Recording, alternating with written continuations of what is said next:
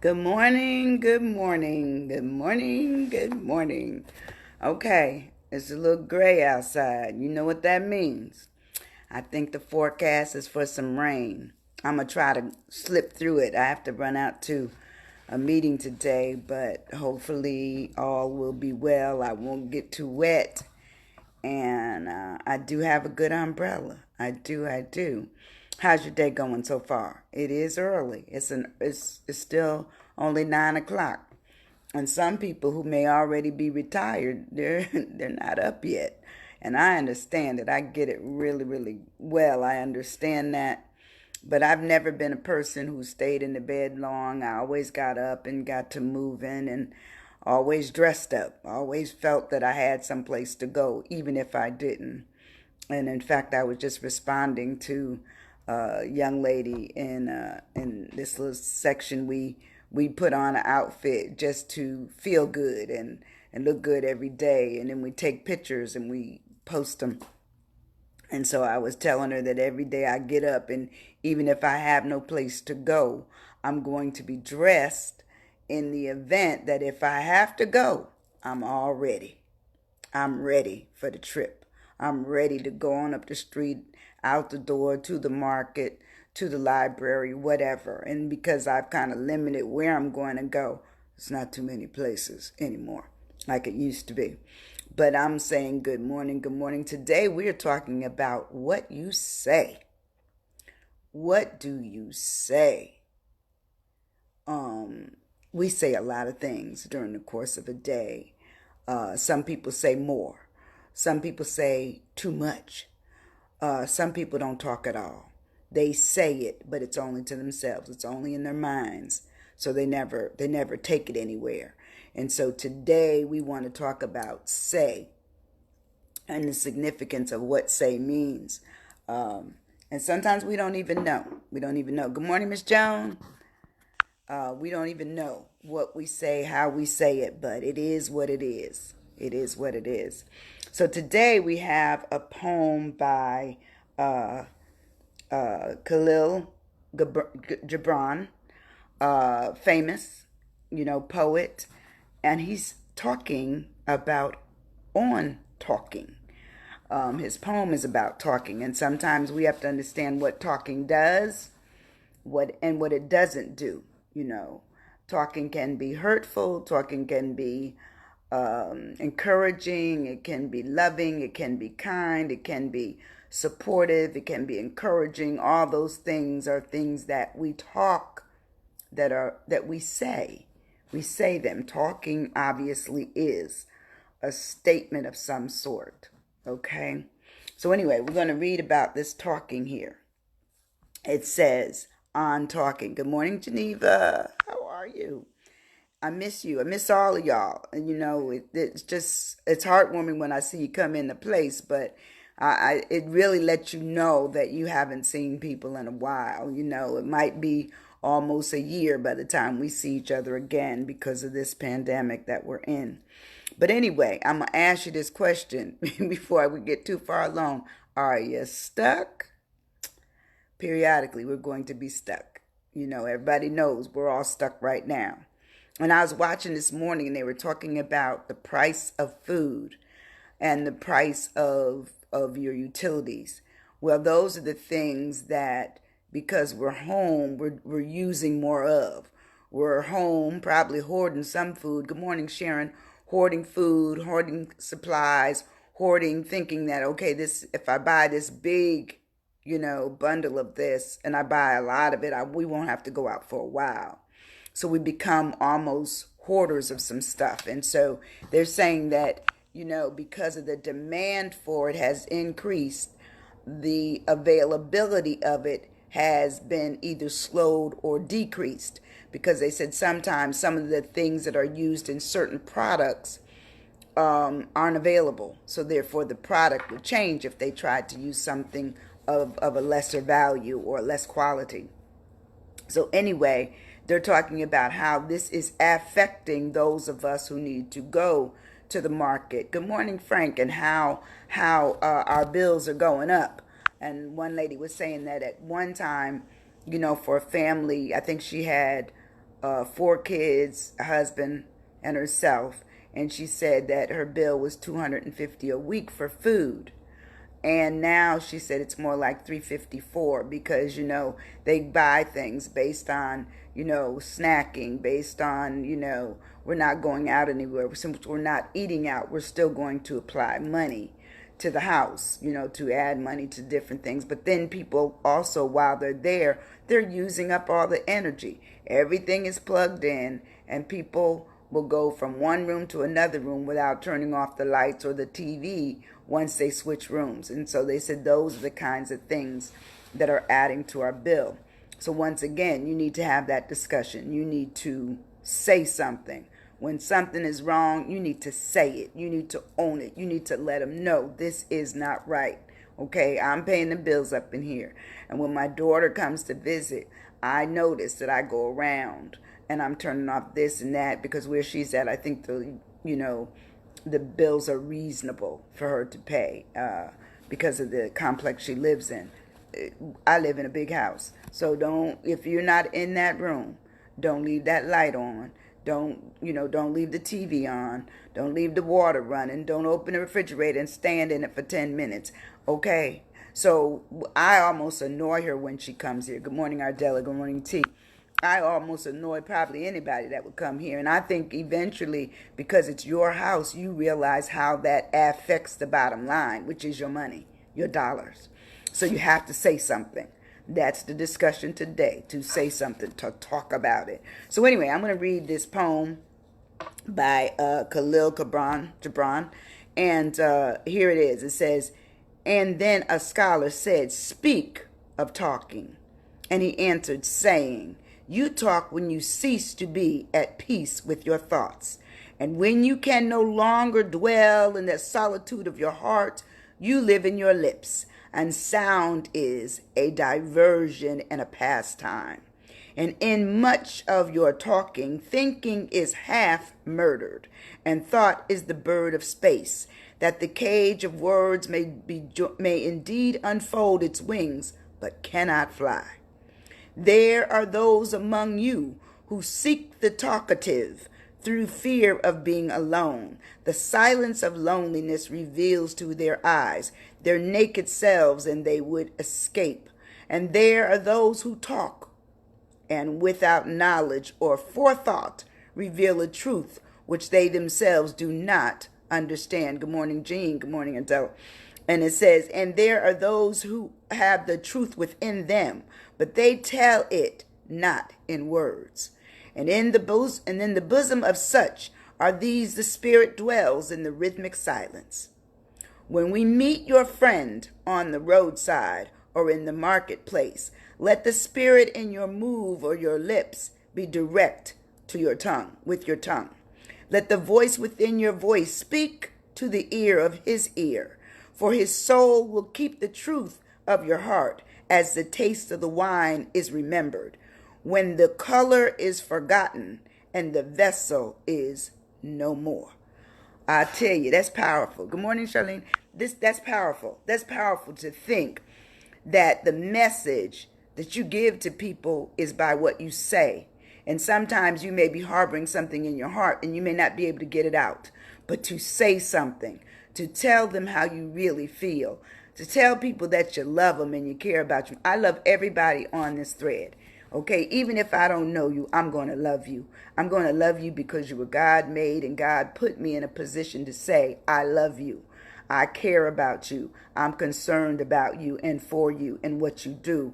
But it says, but if we meet people and we're critical, or we say things that may be hurtful, unkind, untrue, unnecessary, that we fall victim of hatred. We fall victim of distrust and unwillingness to just be. Just let everybody be. Let them be who they are. Let they be what they are about, in kindness and love and to me, and just being sane. I don't want to be crazy thinking that I might have hurt somebody. I don't want to hurt anybody. I never have. I will, and sometimes I know I might wear my feelings only because I don't want to hurt anybody. You know, my mother and father, we were raised like that. We were raised to be truthful. We were raised to be trustworthy. And I think I told you the story about, you know, every once in a while, one of us would say something we shouldn't have said. My mother would take us back to the point, back to the point of the crime as she thought it was, and say, you apologize. You get it out there right now. You need to talk about it. You need to say what you need to say. And sometimes we don't always get it out. So if I've ever done anything to anybody, I'm telling you, I'm sorry. I didn't mean to do it. It wasn't my intention. My intention is to be good, is to be kind, and to let everybody live their life without strife of what I call what is said by the tongue. Because the tongue can be the biggest weapon of cutting somebody down. And it's just wrong. So write if you've ever done that. If you've ever said something to somebody that you felt that you shouldn't have said, or done something to somebody that ended up where they had to say something to you. Sometimes it happens. It just does. It just does. So anyway, when we say something, that's S-A-Y, it says we utter words to convey information, an opinion, or a feeling, or an intention. It's something that we may be pleading, we may be phrasing, we may be expressing, we may be providing an opinion on, we may be looking at an affirmation of some sort, or we're speaking the truth, or the utterance of something, or the answer, the note, the announcing of what's going on. We're communicating, we're implying, we're mentioning, we're asserting. You know, it says we're commenting, and we're answering a note. All those things have to do with what we say. So what we say is what we say. Now, how it is interpreted, that's something else. That's something else. You can never control how you might be interpreted. But what you can control is what you say.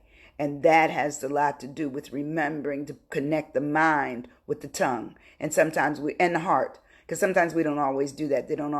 We might get upset and we say the wrong thing. Well, that's the opportunity for you to say, I'm sorry. You know, that is the opportunity. So when we break the word down, we start with the S. And the S of say is to speak. To speak. This is to say something in order to convey information, an opinion, or feeling. And see, a lot of times when we say things, we speak without being mindful of what is being stated, what we are saying. We don't even think about it. They're not connected. So to say something, to speak is to talk about it, to be declaring something. Because sometimes we do have to declare that something happened or did not happen, especially if we're in a court of law and we have to plead something. And Sharon says, or say the right thing the wrong way. Yes, and sometimes we do that. We're human. We're gonna make missteps with our tongue. We'll make missteps with our physicality, where we go, all of those kinds of things. It all kind of happens, you know, and there's no intention. A lot of times it's not intended for us to do some of the things that come out looking wrong. It's never that intention. But anyway, it also says to speak is to look at articulating information, articulating it. He says to vocalize it, to verbalize it, to insinuate it, to enact it. All of those things are what and how we say things, getting that information out to somebody. Like, that's why I say to tell somebody that you love them. And to me, this is a perfect time to show people love, especially times when people might be alone, they don't have much family or whatever, to reach out to them. Tell them that you love them. Tell them that you care about them. And ask them, can you drop something by that you're not coming in, but you will drop it by their front door? Or, you know, something that just, you know, to me, connects heart to heart. Okay? Connects heart to heart. Now, the other thing, the A of say is audible. And not always are we audible. We might think things and think we said it, think we stated it, think we spoke it, and the person or persons never heard it because it was still in our head. It became something which we call inaudible. But to be audible makes it able to be heard. It says it is perceptible. It is detectable. It is recognizable. It is clear. It is disdained, it's loud, it could be caring, it could be very, very silent or very quiet. It could be, hearable. All those things speak to when we're dealing with something that is audible, meaning it is in a position to be heard. But sometimes I've had clients that would come in my office when I was counseling, and I could barely hear them. And I hear very well because I don't see well, but I hear very well. I could hardly hear them. They would just be, but sometimes when people are uncomfortable with what they're talking about, they get extremely quiet. They get extremely inaudible to the point where you have to ask them, can you speak up a little bit or repeat that, to say, pardon me, can you say that again? And sometimes that's what it's required, because you don't want to be on the end of misunderstanding what someone said. You want to know what they said. That's what you want to know. And the last word, the letter of say is yattering. Now, I'm a wordy kind of person, love words, always have. My mother would always tell me, I don't know where the hell you got, that's what she said, where you got that crap from, because nobody ever heard that word. Well, I would just go, and we didn't have many books when I was little. We had 3 books. We had one little encyclopedia, and it was the bees. We didn't have any other volume. I don't know where my mother and father got it from, but I would run through the bees, and I would read about Beethoven and Bach, and because it was the bee book, so I knew all the bee stuff. And I always used to laugh because my mother said, "Leave her alone. She just gonna go get that book. Just leave her alone." And then we had a fairy tale book, one little fairy tale book, and I love that. I love that. Because one of them had it in about the woman and the pig because she couldn't get home at night. And it's just a real winding. Good morning, Maurice. It was just a winding kind of thing. It says, oh, do you hear the words that are coming out of my mouth? Okay, that's really good, Joe. That's good. That was from Rush Hour. Yes, yes, yes, yes. And sometimes people don't hear them. They don't, because even though you're talking, they're not listening. Because that's the other thing. That's what I talked about. Even if you're talking, who's listening? You don't know. But yattering, this word I gave you, it talks about the length of chatter. The fact that it could be a period of incessant talking. It says it's to talk incessantly, to chatter, to gab, to gossip, to chat, to jabber, to it says prattle, to blabber, and to chit chat. All those things have to do with yattering. So sometimes yattering, we don't even realize that we're yattering, but we may get excited about something and we got a lot to say. And I know you've met people that, they're into it. Their hands, their eyes, they're acting it out, and they talk and talk and talk, and you can't get any words in. Okay, that's yattering. That is what yattering is. So you have the person that could be barely audible and the person that could be yattering, which could be the opposite of each other. So you look at those two and you say, which would I rather listen to? Sometimes you don't have a choice, because people are people. They come with whatever they come with. If they got a story to tell you, there may be so much excitement in it that's all they want. They want you to be excited for them. And so that means you're really just listening, But right in that thread, if you've listened to people that you didn't hear what they said, and when you left the conversation, it was so much that you didn't remember much. Write that in. I know I have. And I don't, and I try to always listen to what people are saying to me, because sometimes people give you a lot of stuff, and the real significant piece is a tiny, tiny dot in the middle of their discussion. So you have to listen, you have to listen. Now, on the phone, I don't know. I'm not a big phone person like I used to be. When I was younger, I could do the phone, because I didn't have a car, But now I have a car and I can go.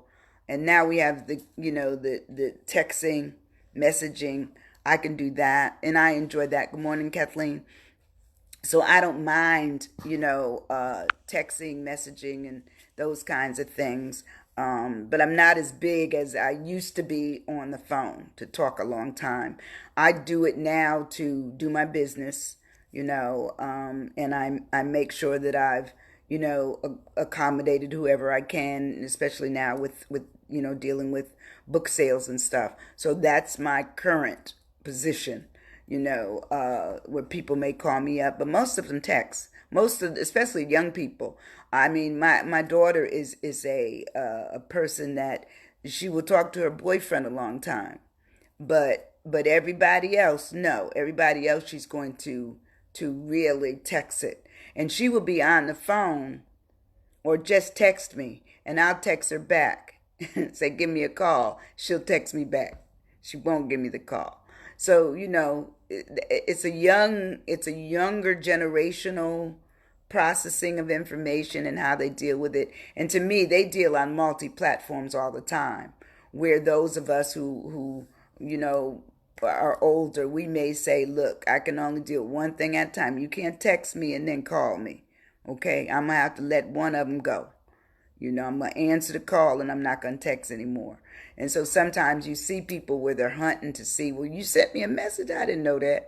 So they're talking to you. Say, well, I'm going to try to find it. And they go away from the phone. Why? Because they really hung up from you. Hung up, not because they didn't know how to hold all of those, what I call those conversations, those things of speaking and saying something to you. They couldn't keep it in order. They couldn't.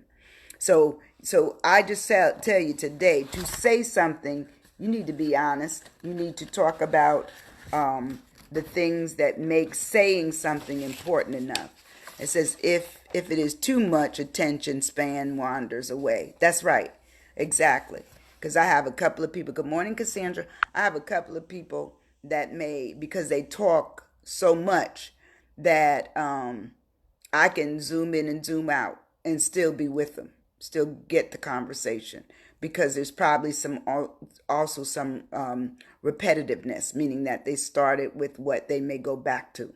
And so, you just understand that that's the way they think, that's the way they process information, and it's okay with me. I don't have anything wrong with it. And then when I have to go, I say I have to go. I said, okay, sweetie. I said, I'm going to get back to you on this, and I go do whatever else I got to do, and then I come back. But I always try to get back to them. Never like to keep people hanging too long, except I made a mistake and told somebody I was going to call them back. But I didn't know I was in the middle of all of the book sales and stuff last week, and I didn't call them back, and they were a little warm with me. I said, I'm sorry. I said, I'll do better, and I've done better since. I've done better since. I've called them back several times. So anyway, here's the questions for today when you talk about say. Say is important. What you say, to me, what you say is what people hear. And how you say it is what was spoken. What did you speak to them? What is it? And so these are the questions that kind of really bring it all home. So first of all, are you like E.F. Hutton? When you say something, does everybody listen? I just thought that was cute. Does it happen? Sometimes, if I say something they want to know, they'll listen. Sometimes people are too busy to listen. So you have to understand that when you're putting out, information, is it the right time to put out information? Is it to the right group or the right person as to when to give it to them? Because sometimes we don't always, they're not ready for it. So, the next question is, when you say something to someone, do you say what you mean? And do you mean what you say? Do you say what you mean? And sometimes that's like what Sharon says, you don't always get out what you mean. You might have gotten distracted. A bunny went across the road. A cat jumped on your car. Whatever. Something happened. And you lose a train of thought, and so you don't always get out all the things that you might have wanted to say. But the important thing is that you're still working at it. You're still trying to get it out there. The next question, how audible are you when you talk? Are you loud? Are you soft? Are you soft-spoken? Do you only gesture? How audible are you? You know, does your voice carry well? Are you speaking loud enough for people to hear you? And like if you were in a small room, do you need a microphone? You know, 5 people in the room, do you need a microphone because you speak so quietly? You know, if you're on stage and you're doing, a presentation of some sort, could you do it without the mic? I can sing without a mic. I can do that. Talking, not sure. Not sure. And the last one says, are you a yatterer? That's something I just made up now. It's called yatter. Are you a yatterer? Do you talk too much? Be honest. You talk too much. It says, I've been enamored and taken with I bought the Disney Plus. I said I'm going to buy it for a year just because I love musicals, and so of course they have Hamilton. And every time I would go to New York, I'd go home. I wanted to see Hamilton, but the tickets were just outrageous. $800, $900, $1,500, and then they had VIP, which were like $3,500. Well, even at the 800 level, I couldn't go.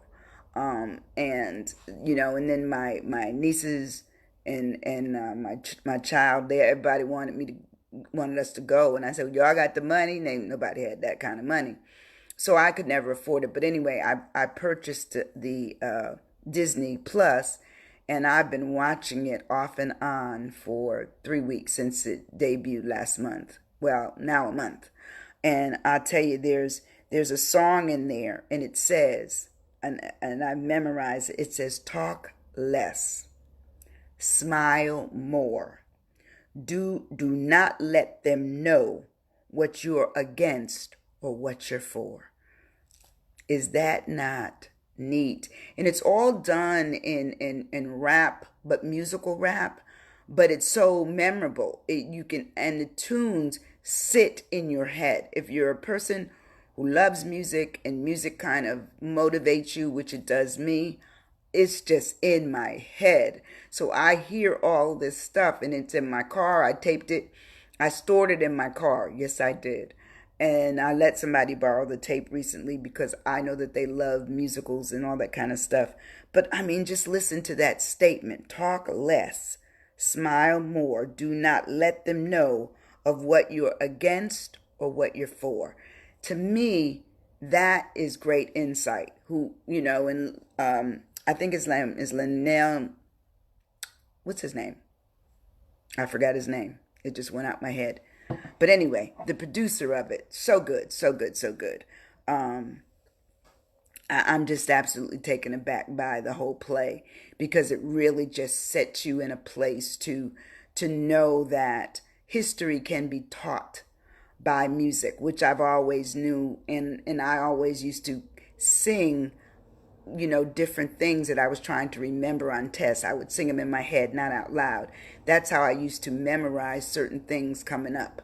Is that music? Because music just ran through our house constantly. It was a staple. You didn't eat. You didn't go to sleep without music. You didn't wake up without music. You didn't do anything. We played with music. Music was always there, and so we were very, very. Thank you. Joan, it is a powerful statement. So, because sometimes if you smile and just listen, you're going to hear more. But if you're talking while they're talking, you're going to miss something. But I love that whole play. If you all have it, I certainly encourage you. And if it were better times, I certainly say come to my house and watch it. But you can't watch it over here. Sorry, can't watch it over here. Next year, this time, maybe so. But it's just wonderful that you realize that we can talk a lot and miss something. And so sometimes if we just pay attention to, I'm going to listen more today. I'm going to listen more. I'm going to hear more. What? Okay, Sharon, what? But anyway, talk less, smile more, do not let them know what you're against or what you're for. And sometimes, I mean, even now in this political climate, racism, so many things that, you have to be concerned about. I saw a picture the other day of a woman who had gotten a black eye because of her believing in a political figure, and so you never know what can happen just because your beliefs, because of your stance, because of the color of your skin, because of the size you are. You just never know what people will say. And so to me, to say something is vital. To say something it can be, nerving. It can be life worried about it being in the balance, okay? Just because people say things and then they follow up saying by doing. And so I'm just hoping that you will take this lesson today of just listening some, certainly paying attention more to what you say, when you say it, to whom you say it to, understanding that you may be like E.F. Hunting and thinking that when you say something, somebody's going to listen, but they may not. They may not. And sometimes if you're a yatterer, they're not going to do it at all. They may placate you and give you a placebo of thought that you're listening, but your mind is drifted, you know. I used to always ask my daughter about why didn't she listen well in school, and she told me this is terrible. That I apologize. She said that the teacher, had something on their neck. I don't know if it was a tattoo, but something was on them that just kept her attention. She just always looked at whatever that other thing was. And so sometimes you don't even know that we are distracted. We are easily distracted by things people wear and never get into what they say. Only because, the necklace, the earrings, the glasses, the lipstick, whatever, the smell stops them. You may have a perfume that they like or don't like. You never know. You just never know. But I want you to have a good day. I want you to say what you mean what you say. And that poem is called On Talking, by Khalil Gibran. I think you would like it. It to me, it's pretty significant. It states what it states. It's really good stuff. And it just really talks about life. Life. Good morning, Carla. How are you? But anyway, I want you to enjoy this day. I'm going to see you tomorrow, the last day of the week. Be safe. Wear your mask if you have to go out. Certainly keep your distance if other people won't.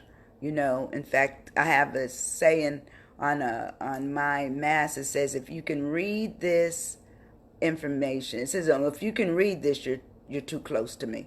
That's what it says. So,